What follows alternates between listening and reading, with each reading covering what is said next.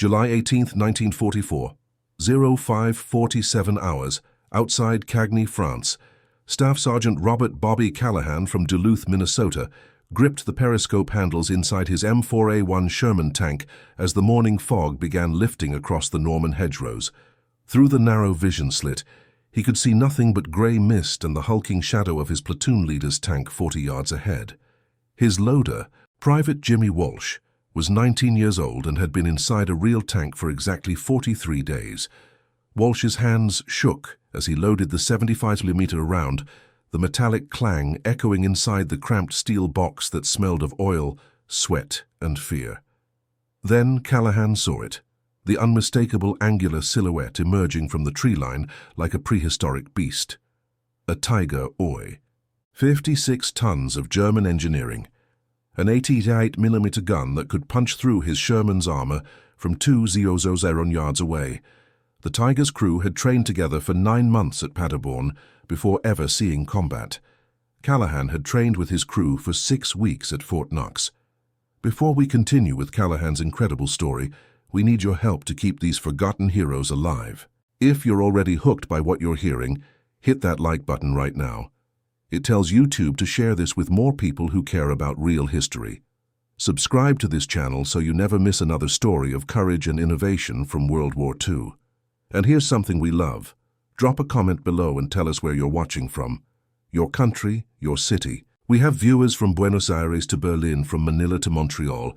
Are you a veteran? Did your grandfather serve? Do you have a connection to this war? We want to hear from you. Now back to Cagny, France, where Bobby Callahan was staring at certain death through a periscope. The Sherman lurched backward as their driver, Corporal Eddie Russo from Brooklyn, threw the tank into reverse without waiting for orders. Standard doctrine. When you see a tiger, you run, or you die. Bobby Callahan hadn't planned on becoming a tank commander. Before Pearl Harbor, he had worked as a machinist at a flour mill in Duluth, fixing conveyor systems and grain elevators. He was 24 years old, stood 5'7", and had been rejected by the Navy for flat feet. The Army took him anyway in March 1942. By October 1943, the Army needed tank crews so desperately that men who had never driven anything larger than a Ford pickup were being trained to operate 33-ton fighting vehicles in a matter of weeks. The numbers were staggering. Between January 1942 and December 1944, American factories produced 49 .234 Sherman tanks. Germany produced 347 Tigers during the entire war. The American strategy was simple, brutal, and born of industrial mathematics rather than martial tradition. Train crews fast, build tanks faster, accept the losses, overwhelm through numbers. It was a strategy that resulted in a grotesque mortality rate. Between D-Day and the end of August 1944, the U.S. 2nd and 3rd Armored Divisions lost an average of 7% of their tank strength every single week. Some replacement crews lasted less than 3 days. The British called American tank tactics death rides. German tankers called Shermans Tommy Cookers because they burned so readily when hit. American crews called them Ronsons, after the cigarette lighter company's slogan, "Lights first time, every time." The Tiger, by contrast, was nearly invincible from the front. Its 80mm KWK-36 gun could penetrate 138 meters of armor at 1,070 meters. The Sherman's 75mm gun could penetrate 68 meters under the same conditions. A Tiger could knock out a Sherman from angles and distances, where the Sherman's shells would simply bounce off the German tank's sloped armor like stones skipping on water. But there was something the statistics didn't capture, something that Bobby Callahan understood from his days fixing industrial machinery in Minnesota. Complexity is the enemy of reliability, and reliability wins wars. Callahan had arrived at Fort Knox in April 1944. His training consisted of 6 weeks of abbreviated instruction, 2 weeks learning how to operate the tank's controls, 2 weeks of gunnery practice, 1 week of tactical maneuvers, and 1 week of what the Army called combined arms integration, which mostly meant learning not to accidentally shoot the infantry walking beside your tank. His best friend during training was a kid from Seattle named Marcus Chen. Chen was 22, son of Chinese immigrants, and he wanted to be an engineer after the war. He and Callahan spent nights in the barracks talking about opening an automotive repair shop together. Callahan and Chen Automotive, 50-50 partners. They shook hands on it the night before shipping out to England. Chen's dream was to design better suspension systems. He said American cars rode like buckboards compared to European models. Chen died on July 11, 1944, 7 days after landing in France. His Sherman took an 88-meter round through the bow while advancing near Saint-Lô. The shell penetrated the thin frontal armor, detonated the stored ammunition, and turned the tank into a blast furnace. Chen was the bow gunner. They never recovered enough of him to send home. He was posthumously awarded the Bronze Star. His parents received it in Seattle 3 months later, along with a folded flag and a letter from a colonel who had never met their son. Between July 6th and July 20th, 1944, Callahan's battalion lost 16 Shermans. Replacement tanks arrived within 48 hours. Replacement crews arrived within 72. The new men were even younger, even less trained. Some had completed only 4 weeks at Fort Knox because the demand was so severe. They arrived pale, terrified, and asking questions that revealed how little they knew. How do you tell the difference between German and American tank shells? What do you do if the gun won't elevate? How long does it take to burn to death? Callahan couldn't answer that last one, but he could answer the first two, and that made him something approaching a veteran after just 3 weeks in combat. The problem wasn't that American crews were poorly trained. The problem wasn't that the Sherman was a bad tank. It was actually remarkably reliable, easy to repair, and adequate against most German armor. The problem wasn't even that Tigers were superior machines, which they objectively were. The problem was that American doctrine treated tank crews as interchangeable components in an industrial system, while German doctrine treated them as craftsmen. A Tiger crew trained together for 9 months. They learned every mechanical system, practiced crew coordination until they could perform tasks in complete darkness, and developed an almost telepathic understanding of each other's movements and reactions. When a Tiger crew went into battle, they had fired hundreds of practice rounds together, executed countless tactical scenarios, and could disassemble and reassemble their tank's transmission in under 4 hours. An American Sherman crew got 6 weeks and a prayer, but Bobby Callahan had noticed something during those desperate weeks in Normandy, something that none of the tactical manuals addressed, something that the 90-day wonders fresh from West Point didn't understand, and something that the grizzled sergeants couldn't quite articulate. Numbers changed everything. It happened one night near Argenton, August 2nd, 1944. Callahan's platoon, 5 Shermans, had lagered up in an orchard for the night. The air smelled of overripe apples and diesel exhaust. Callahan couldn't sleep. He kept thinking about Marcus Chen, about the new loader they'd received that morning, a kid from Georgia named Patterson, who didn't know how to properly secure the ammunition racks, about the intelligence report that said 2 Tigers had been spotted 8 kilometers east. He climbed out of his sleeping bag and walked through the orchard, checking on the other tanks. Each one had at least 1 or 2 replacement crewmen.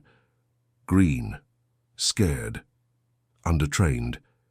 He overheard 2 of them talking near Sergeant Morrison's tank. "My brother's in the Pacific," one was saying. "He says the Japs are fanatics, but at least their tanks are garbage. He says American armor dominates out there." "Yeah, well, Jerry's tanks aren't garbage," the other responded. "I heard a Tiger can take on 6 Shermans and win." Callahan interrupted them. "That's true," he said quietly. "A Tiger can take on 6 Shermans and probably win, but we don't send 6 Shermans against 1 Tiger." The 2 young soldiers looked at him confused. "We send 12 on," Callahan continued. "And while that Tiger is killing the first 6, the other 6 are flanking it, hitting its weak spots, overwhelming its crew's ability to track targets. The Tiger commander has to decide which threat to engage.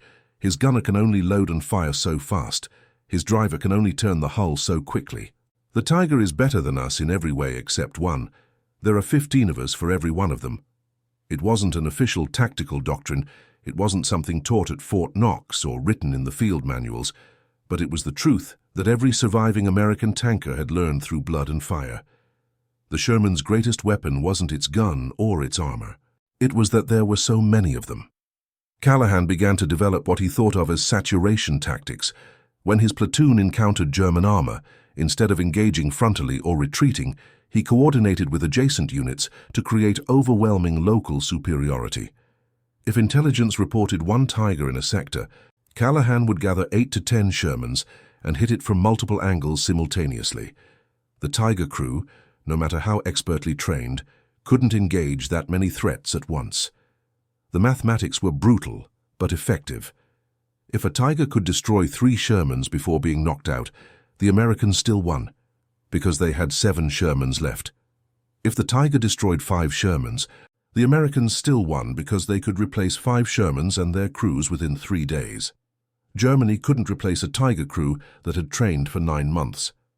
Callahan started sharing this approach with other tank commanders during evening briefings.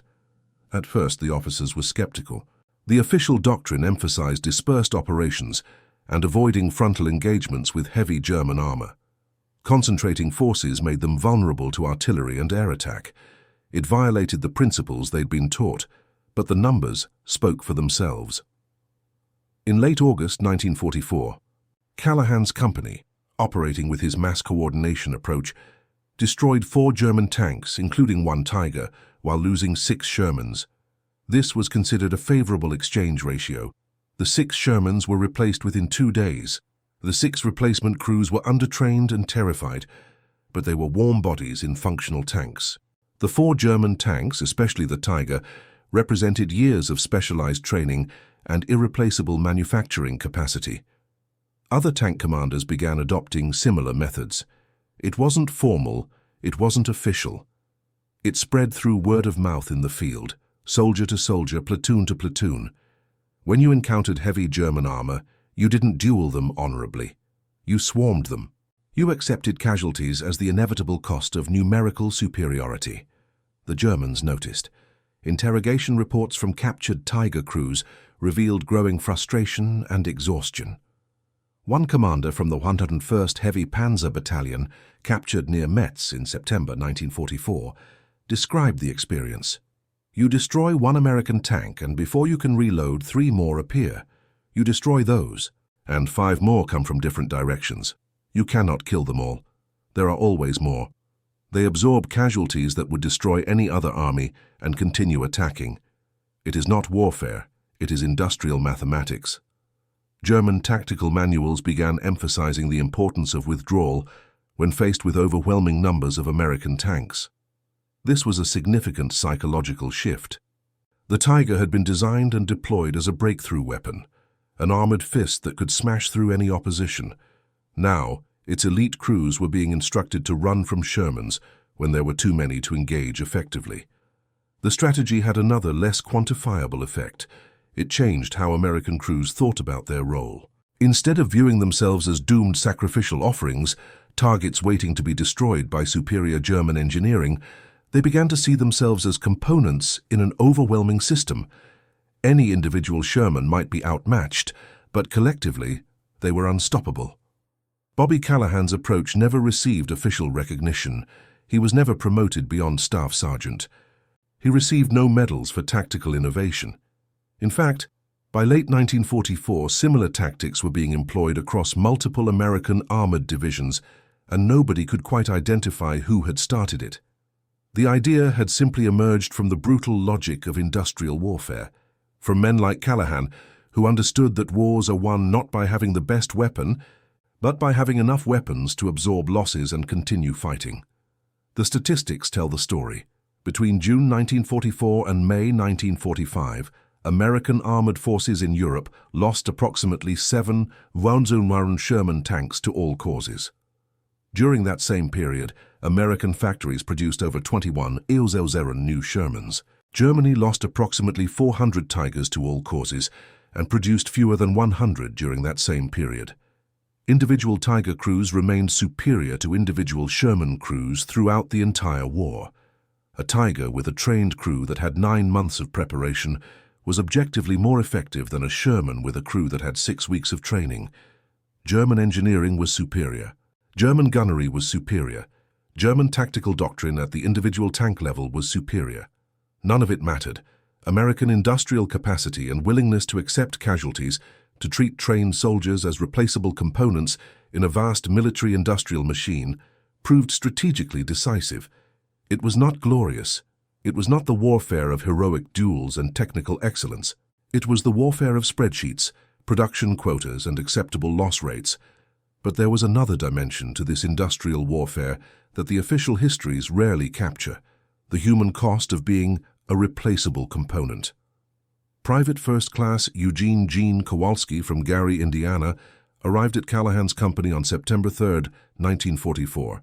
He was 18 years old, weighed 140 pounds, and had completed 4 weeks of abbreviated training at Fort Knox. 4 weeks.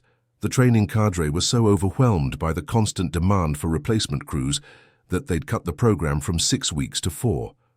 Kowalski had fired exactly 12 live rounds from a Sherman's 75mm gun before shipping overseas.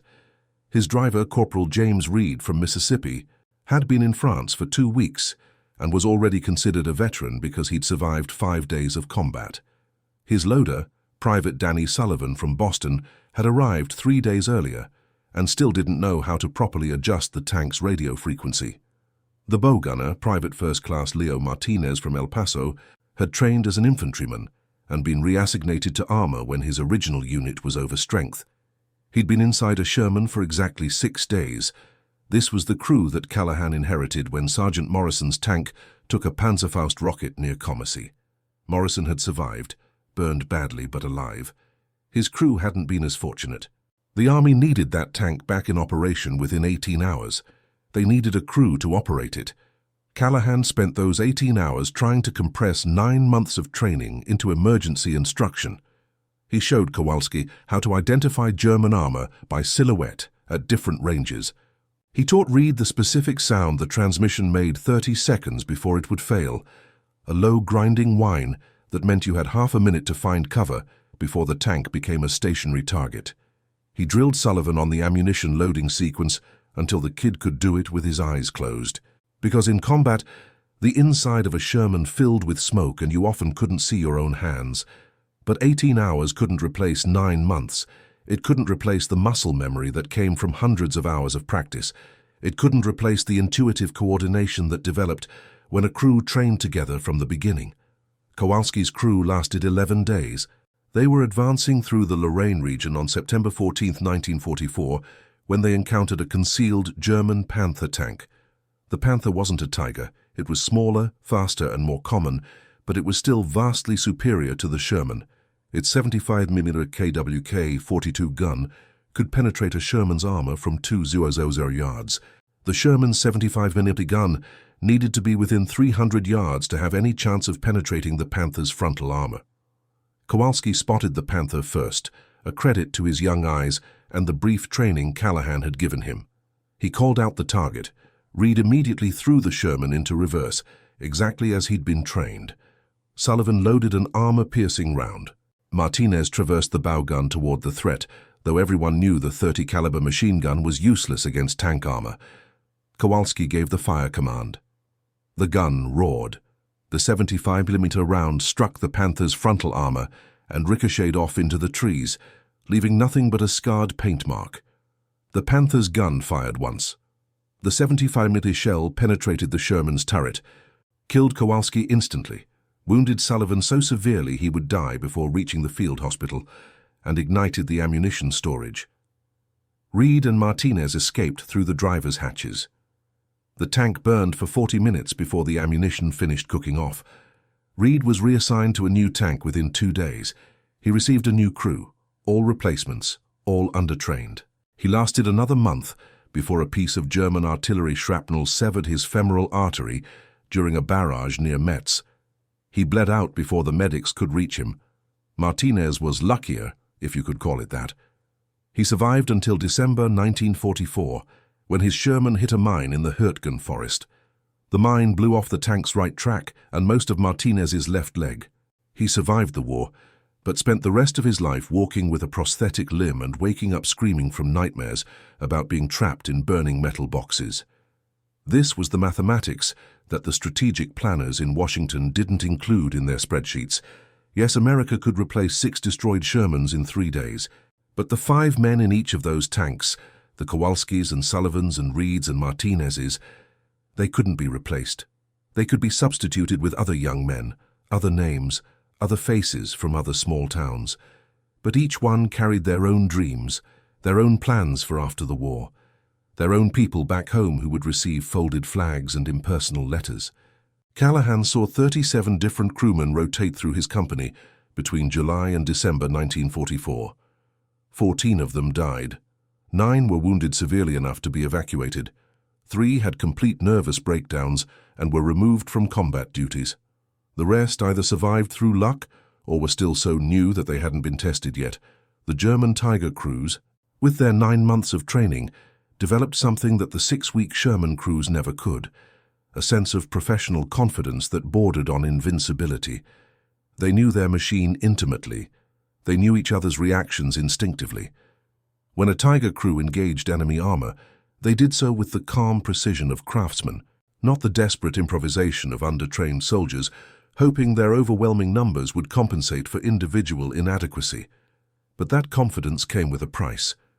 When a Tiger crew died, and they did die, despite their superior training and equipment, Germany lost 9 months of intensive, expensive preparation. They lost specialized knowledge that took a year to develop. They lost the institutional experience that would have been passed to the next generation of crews.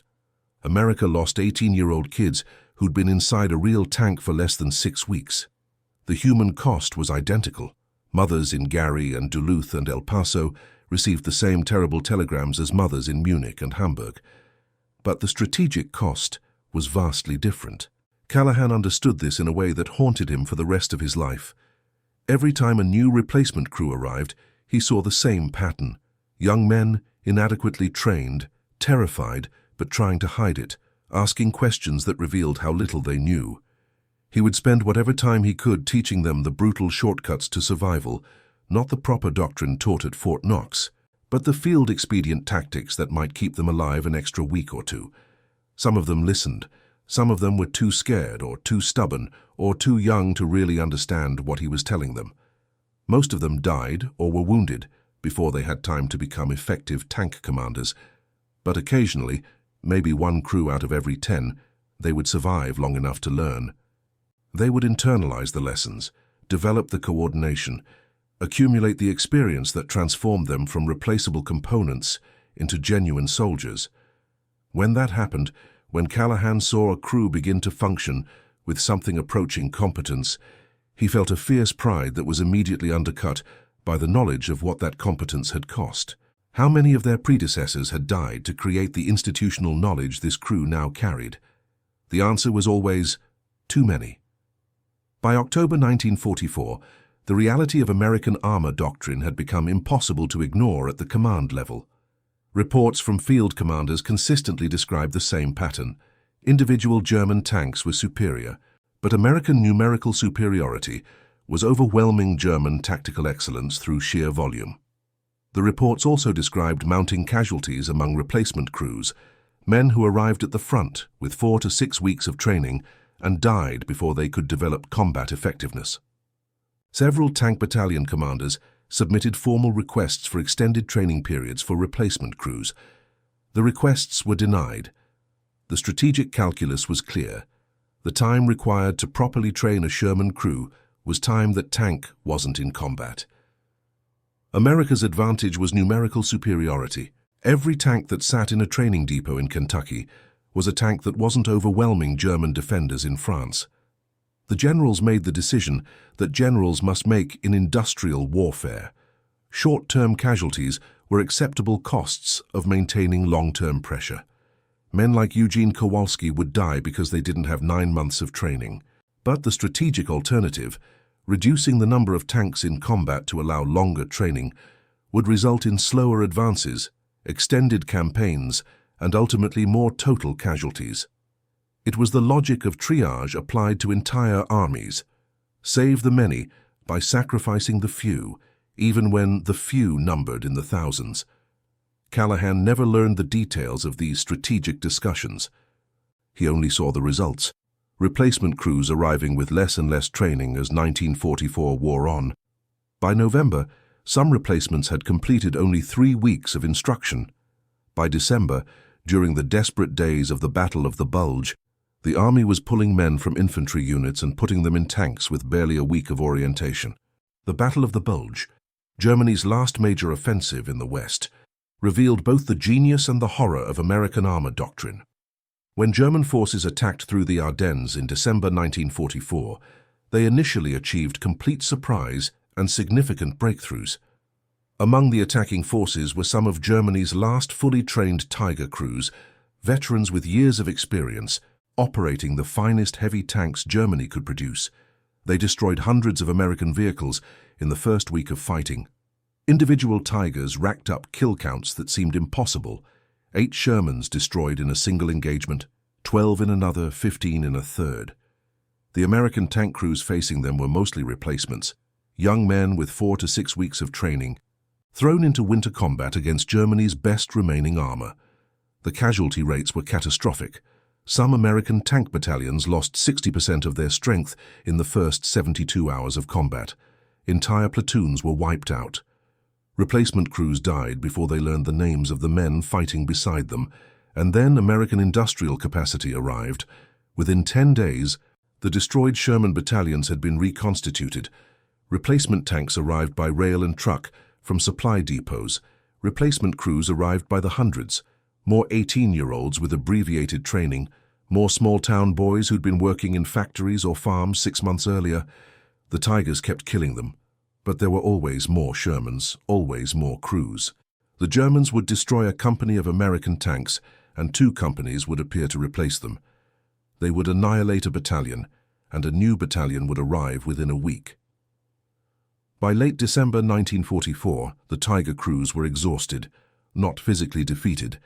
Their tanks remained mechanically superior, their gunnery remained precise, but operationally exhausted.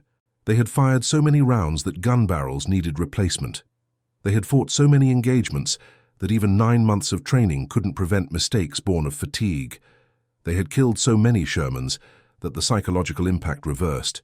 Instead of feeling invincible, they felt overwhelmed by the endless waves of American armor that kept coming regardless of losses. A German after-action report from Kampfgruppe Peiper, captured in January 1945, described the experience with bitter clarity. "We destroyed American armor at a rate of 5 to 1, sometimes 8 to 1. It made no difference. For every tank we knocked out, 2 more appeared. Our supply lines could not provide adequate ammunition and fuel for the intensity of combat required. American supply lines appeared infinite. This is not warfare, this is industrial slaughter." Callahan's company participated in the relief of Bastogne. His tank, now with its 4th different crew since July, was part of the armored column that broke through to the encircled 101st Airborne. The fighting was desperate, confused and brutal. Visibility was terrible in the winter weather. German and American forces were intermixed across the snowy Belgian landscape. Tank engagements happened at ranges measured in dozens of yards rather than hundreds. On December 26th, Callahan's Sherman encountered a Tiger I at a crossroads near Assenoise. The range was less than 200 yards, point blank for tank combat. At that range, the Sherman's 75mm gun could penetrate the Tiger's side armor. At that range, the Tiger's 80mm gun would obliterate a Sherman with a single hit. Both tanks fired simultaneously. Both missed. The Tiger because its exhausted crew was operating on no sleep for 3 days. The Sherman because its new gunner was 19 years old and had never fired at a real target before. Both tanks immediately tried to maneuver for a second shot. The Tiger had superior firepower, but needed time to reload its massive 88mm gun. The Sherman had a faster rate of fire. Its 75mm gun could fire 5 or 6 rounds in the time it took the Tiger to fire 2. Callahan's gunner fired again. The round struck the Tiger's drive wheel, damaging the track. The Tiger fired back, missing by inches. The shell passed so close to Callahan's tank that he felt the pressure wave inside the turret. His gunner fired a 3rd time, aiming for the same damaged track. The round hit, and the Tiger's track separated completely. Immobilized, the Tiger was a stationary pillbox, still dangerous but unable to maneuver. Callahan ordered his driver to circle behind the German tank. The Tiger's turret traversed to track them, but the Sherman was faster. Callahan's gunner put 2 rounds into the Tiger's rear armor, where it was weakest. The Tiger began to burn. The German crew bailed out, 4 men, one of them wounded.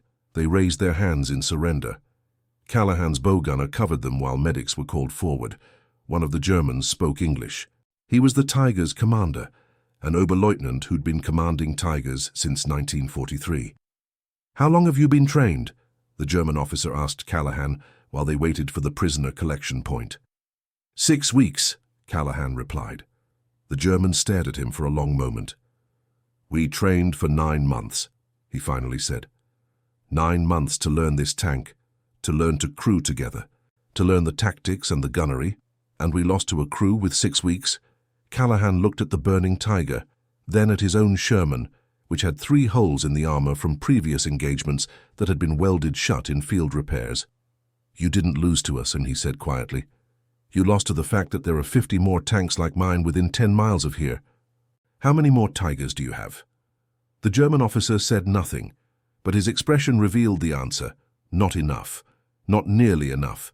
That moment, standing in the snow next to a burning Tiger, talking to a German officer who represented everything the Nazi regime had invested in creating superior warriors, crystallized the entire strategic reality of the tank war in Europe for Callahan. Individual excellence didn't matter. Superior training didn't matter. Better equipment didn't matter. What mattered was the brutal arithmetic of industrial production and acceptable losses. The German officer and his crew were taken prisoner. They survived the war. They returned to Germany in 1947 and rebuilt their lives in a destroyed nation. The 9 months of training they'd received, the expertise they'd developed, the professional pride they'd carried into combat, none of it had changed the outcome of the war by a single day. Callahan's 19-year-old gunner, who'd had 6 weeks of training and gotten lucky at a crossroads in Belgium, received a Bronze Star for destroying a Tiger. He survived the war, returned to Ohio, and worked as an accountant. He never fired another shot in combat. The luck that kept him alive in that single engagement was enough. He wasn't tested again. That was the final truth of American armor doctrine in World War II. It worked not because it was efficient or honorable or even particularly competent, but because America could afford the inefficiency. It could afford to train crews for 6 weeks instead of 9 months because it could build tanks faster than Germany could train crews. It could afford the catastrophic casualties among replacement crews because there were always more replacements. The human cost of this doctrine became fully apparent only after the war ended. In June 1945, after VE Day, the U.S. Army conducted casualty assessments for armored forces in the European theater. The numbers were staggering in ways that went beyond simple death tolls. Between June 6, 1944 and May 8, 1945, American armored divisions suffered approximately 67 Zielzone casualties, killed, wounded, or missing. This represented roughly 40% of all personnel who served in U.S. armored units during that period. But the raw numbers obscured a darker reality. Replacement crews, men who arrived in combat with 6 weeks or less of training, suffered casualty rates nearly 400% higher than crews who had trained together for extended periods before entering combat. A Sherman crew that arrived in France with the original unit, having trained together for 3 or 4 months in England before D-Day, had approximately a 65% chance of surviving the war. A replacement crew that arrived in September or October 1944 with 6 weeks of training had approximately a 25% chance of all 5 members surviving until VE Day. The Army knew these statistics. The War Department knew these statistics. The decision to maintain abbreviated training and high replacement rates was made with full knowledge of what it meant for the young men being fed into the meat grinder. Lieutenant General Jacob Devers, commander of the 6th Army Group, wrote in a classified memorandum in November 1944, "We are trading the lives of untrained men for time and operational momentum. This is strategically sound but morally uncomfortable. Every week we delay to provide better training is a week that extends the war. An extended war costs more lives in total than are lost through inadequate training of replacements. The mathematics are clear, even if the ethics are not." The memorandum remained classified until 1982. Bobby Callahan never saw that memorandum, but he understood its logic without needing it explained. He had lived it. He had watched 37 different men rotate through his company.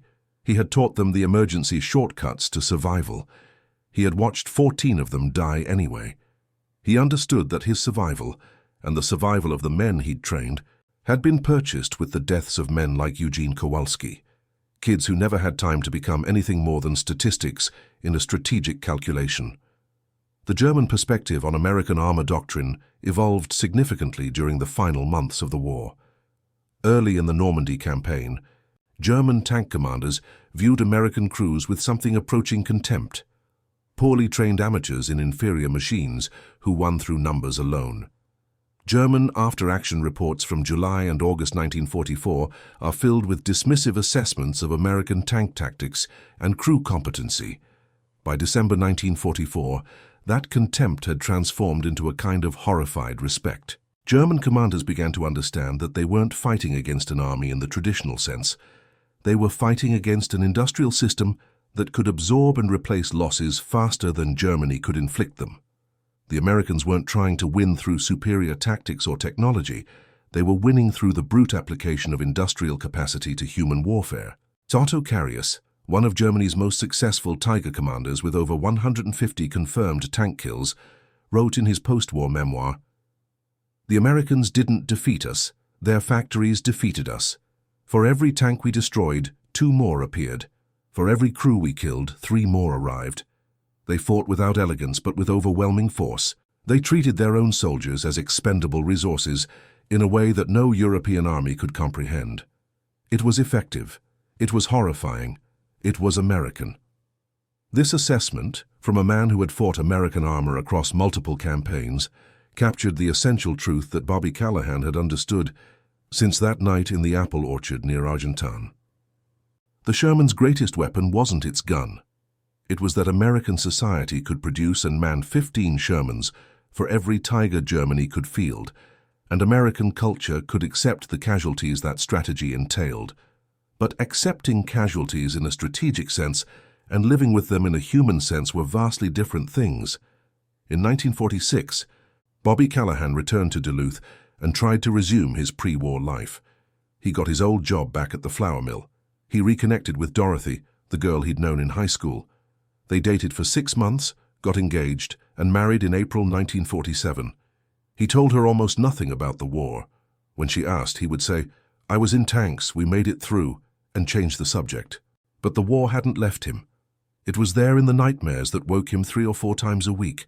Dreams of burning metal and screaming voices, and the specific smell of a Sherman's interior when the ammunition cooked off. It was there in the way he flinched at loud noises. It was there in the way he avoided anything that reminded him of enclosed spaces. Most of all, it was there in the guilt. Callahan had survived when 37 other men had died, or been catastrophically wounded. He had taught them tricks and tactics that might extend their survival by a few days or weeks, but he had always known it wasn't enough. 6 weeks of training couldn't be fixed with field expedient advice.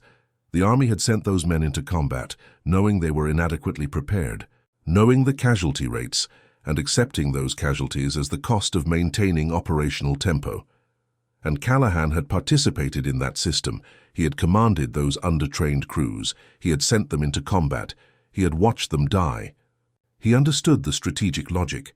It was the same logic he'd explained to the German officer at Assenoir, but understanding the logic didn't make it easier to live with the results. In 1952, Dorothy convinced him to attend a reunion of his old battalion. It was held in Chicago, organized by the battalion's former executive officer who'd survived the war and become a successful insurance salesman. About 60 men attended, survivors from a battalion that had rotated through over 400 men during 11 months of combat. Callahan almost didn't go. He made an excuse about work obligations. Dorothy saw through it and quietly told him, "You need to see them. You need to know you're not the only one who can't forget." She was right. The reunion was painful but necessary. The men who'd survived shared a common understanding that nobody else could quite grasp. They had lived through the same industrial horror. They had seen the same casual waste of inadequately trained lives. They had survived through luck as much as skill, and they all carried the weight of knowing that their survival had been purchased with other men's deaths. They didn't talk much about combat directly. Instead, they talked around it, sharing stories about the ridiculous bureaucracy, the incompetent replacement officers, the terrible food, the endless maintenance requirements. They named the men they remembered, the ones who hadn't come home: Marcus Chen, Eugene Kowalski, Danny Sullivan, James Reed. The list went on for over an hour. Men whose names had never appeared in any official history, but who these survivors would carry with them for the rest of their lives. Toward the end of the evening, one of the men, a former tank commander named Williams, who'd lost his left hand to a Panzerfaust, asked the question that none of them had wanted to voice. Did it matter? Did we actually accomplish something that justified what it cost? Nobody answered immediately. Then Callahan spoke up. We stopped the Nazis. We liberated Europe. We ended the Holocaust. The cost was terrible, but the alternative was worse. I don't know if that makes it right. I just know it was necessary. Williams nodded slowly. I guess that'll have to be enough, he said quietly. But it wasn't enough. Not really. For the rest of their lives, these men would carry the knowledge of what American armor doctrine had meant in human terms. They would remember the 18-year-old replacement crews who arrived with 4 weeks of training and died within days. They would remember the statistical calculations that treated human lives as acceptable losses in pursuit of strategic objectives. They would remember that they had been part of a system that won the war through industrial attrition rather than tactical excellence. History would remember them as victors. The strategic analysts would vindicate the doctrine they'd fought under. The tank battles of World War II would be studied at military academies as examples of how industrial capacity could overcome technical inferiority. But the men themselves would remember something different. They would remember that victory had been built on a foundation of inadequately trained young men who never got the 9 months of preparation that might have saved their lives. They would remember that American armor doctrine had been brutally effective precisely because American society was willing to accept casualties that would have broken the will of any other nation. They would remember that wars are won not by the best soldiers or the best equipment, but by the nation that can sustain losses and continue fighting long after any rational calculation would suggest surrender. And they would carry that knowledge, alone and largely unspoken, for the rest of their lives. Callahan survived the war. He returned to Duluth in June 1945, was discharged in August, and returned to work at the flour mill as a machinist. He married a woman named Dorothy, whom he'd known in high school. They had 3 children. He never spoke about the war with his family. He never mentioned Marcus Chen, or the dozens of other young men he'd watched burn in Shermans, or the brutal mathematics that had kept him alive. In 1978, a military historian from the University of Minnesota named Dr. Elizabeth Hardwick was researching American armor tactics in Europe. She discovered references to saturation coordination tactics in after-action reports from multiple armored divisions in late 1944. The tactics weren't attributed to any specific officer or doctrine. They seemed to have emerged organically in the field, through veteran interviews. She eventually traced the approach back to several tank commanders who had served in Normandy and northeastern France in the summer of 1944. One of them was Bobby Callahan, who was then 62 years old and still working as a maintenance supervisor at the flour mill. Dr. Hardwick interviewed him in November 1978. Callahan was reluctant to talk. When she explained that his tactical innovations had potentially saved hundreds or thousands of American lives by creating a sustainable doctrine for combating superior German armor, he shook his head. It wasn't innovation, he told her.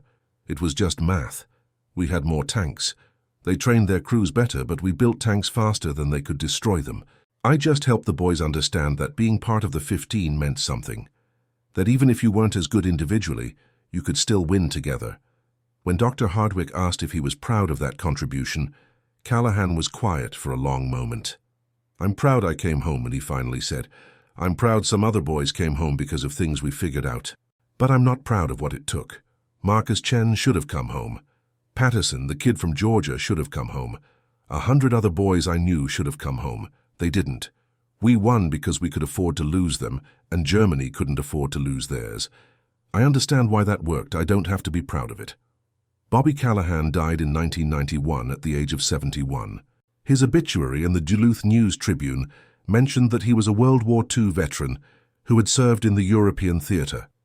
It made no mention of his tactical innovations or the lives his approach had saved.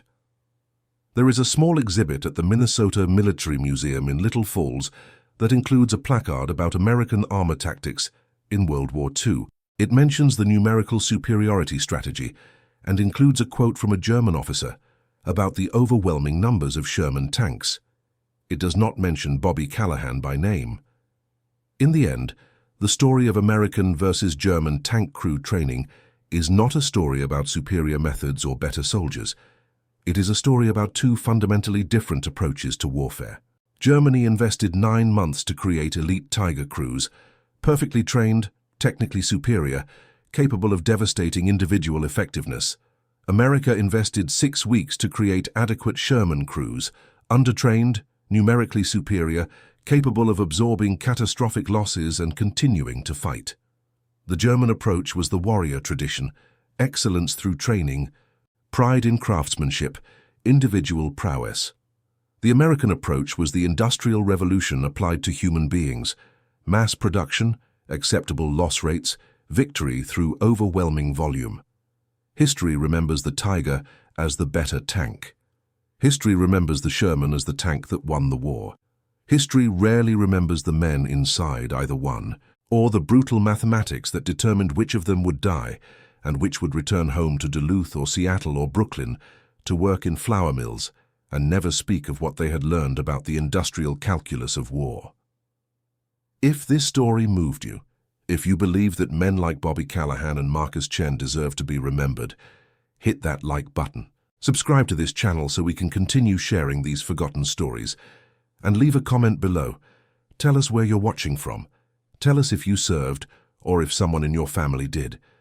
Tell us what you think about the choices made by military leaders who treated soldiers as replaceable components in an industrial system. These stories matter. These men mattered. Thank you for helping us keep their memory alive.